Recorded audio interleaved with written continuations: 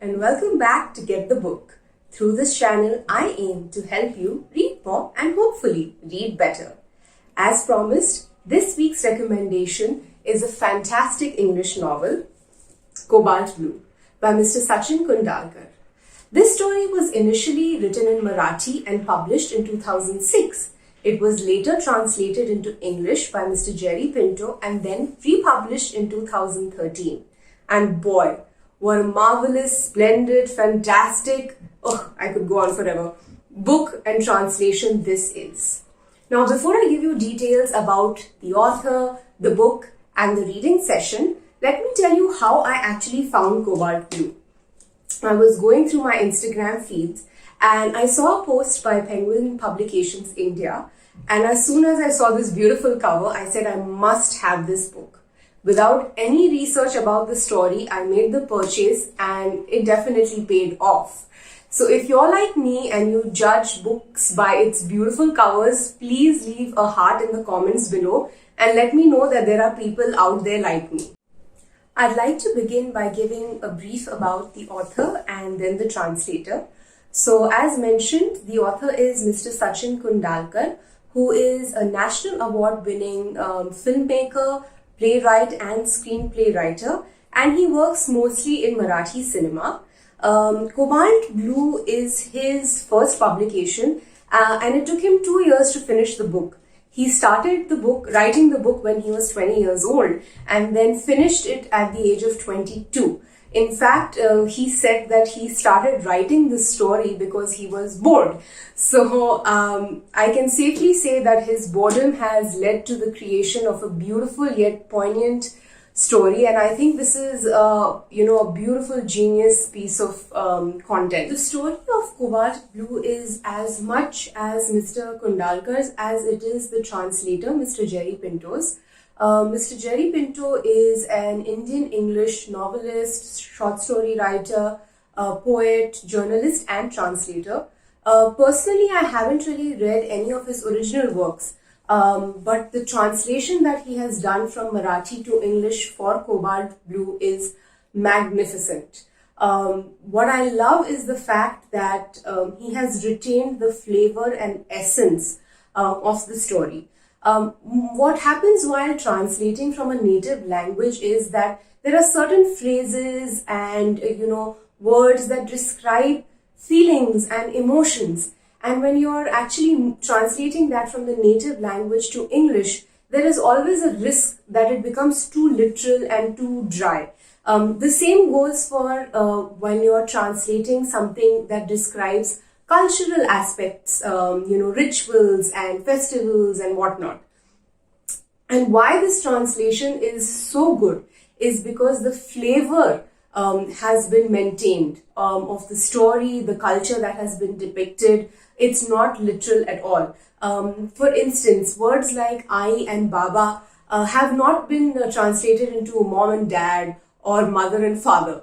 Elements like, playing Antakshri, the smell of Amrutanjal oil, our habit of judging a person's caste or background based on their surname, these sort of small elements have been retained in order to make sure that, the Joshi family, the story that is depicted, a Maharashtrian family's essence is still there. In case a dictionary sort of translation would have been done, what would have happened in order to take the story to a larger audience? What would have happened is that the soul of the story would have been lost, and that's not happened. And that is why I absolutely recommend this, the translated version of this book. Cobalt Blue is a story of loss. The loss of one's inhibitions, the loss of one's identity, the loss of one's family ties, all in the gaining of love. Simply put, the story is about Tanay and Anuja, a brother and sister who fall in love with the same man at the same time. An unnamed paying guest moves into a spare room in their house and changes their lives forever. This story has so many different layers. The book is divided into two parts. The first part is described in first person from Tanay's perspective. And the latter part is has details of Anuja's diary entries. What you get to see through this book is while both Tanay and Anuja fall in love with this person at the same time, get heartbroken at the same time, but the way they deal with their loss is very distinct. Now, is it because men and women deal with heartbreak differently? Or is it because as a closeted gay man, Tanay just doesn't have the space and freedom to grieve like Anuja does? Another thing is, and it might seem like the story is just about the brother and sister, but no. Throughout the narrative, you will get a lot of details in terms of a character sketch of this unnamed paying guest as well. It is as much his story as it is of Tanay and Anuja. Now, does this paying guest return? If so, whom does he come back to? And if not, do Tanay and Anuja remain abandoned? How do they move forward? There is a lot that is still left for you to find out, and for that you will have to get this book. Now comes my favorite part, and hopefully yours too. I will read selected passages from the book. When I was a schoolboy, this was the room of my grandparents' illness. There were 2 low cots ranged against opposite walls. My grandmother on one, on the other my grandfather. Then only grandmother remained. The room suffused with the smell of Amrutanjal. After she had suffered all her karmic share of suffering, Phenyl drove out the other smells of the aging body, the drying behada bark of supari and medicine. But the smell of Amrutanjal lingered. When you came to see it, you said, "What a tempting aroma this room has. Do you come here to sneak cigarettes?" That's when I realized the smell is a matter of the mind. What smells you brought with you? Rum and cigarettes, your sweat and macaroni cooking on the hot plate. And then, because I loved it, athar of khas and the smell of you, a unique personal smell of your own. When I think of you, the smell comes flooding back. Next piece. For 3 or 4 days, I would sit in her room by herself. She would do no work. She would eat only the food Aji cooked. Aji would make everything herself, even the tea. I had no idea why I was in seclusion.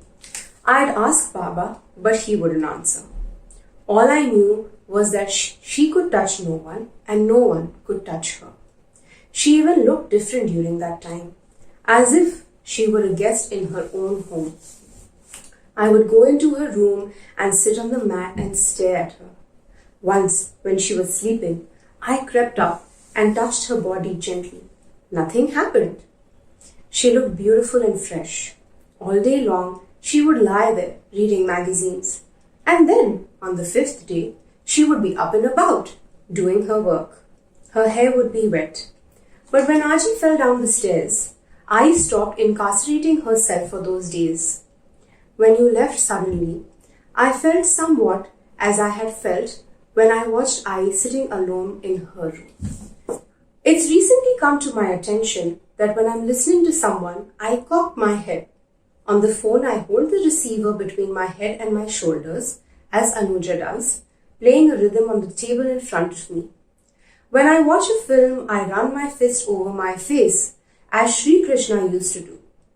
When I shave, I bring my face close to the mirror, as Baba does. When the milk boils over, I walk over to the gas range calmly, turn it off, and wipe the counter down without a word, as I does. How did I acquire these habits? Perhaps that's what happens during the forging of a relationship. If nothing else, you can adopt some of the other person's habits. It makes you feel those small adaptations, those adoptions, make him one of you. Have you picked up some of my habits? Do you draw circles with your finger on the thali when you finish eating? Do you ever once in a while squeeze shaving cream on your toothbrush? Do you sleep with your knee drawn up to you, the bedcloths kicked away? Do you fold the newspaper neatly and put it where you found it when you're done? Yesterday, when a cobalt blue smudge on the wall ended up on my hand, I wiped it on my trouser without thinking. This last piece is from Anuja's perspective. I don't want to give too much away about the story, what happens in the end, how sort of things come about. For that, you will have to get the book yourself. But here's a small glimpse from Anuja's side, because everything else that I have spoken about was from Tane's perspective. The next day, I appeared in the newspaper with the columnist. I looked like a PT teacher. Overnight, I had become a star. Green Earth called to thank me. Other people called too. Anubhav came over with a cake and I marched into the kitchen and made Sheera. Have you all gone mad? I asked. I just happened to be in the way. I went to take up my post outside the gallery. He came out of the gate of the art school. I could see the newspaper sticking out of his bag. He came up and chatted about something else. He did not mention the photograph. So that's it for Cobalt Blue. In case you have liked the recommendation, number 1, please like this video. Number 2, please get the book for yourself. Links will be given in the description box. You can either get this beautiful hard copy or you could also get the Kindle version. Unfortunately, there is no audio version for this. Until next week, where I will be back with another book recommendation. Please subscribe to my channel so that you don't miss a single video. And yeah, till then, keep reading, keep shining, and stay safe. Bye.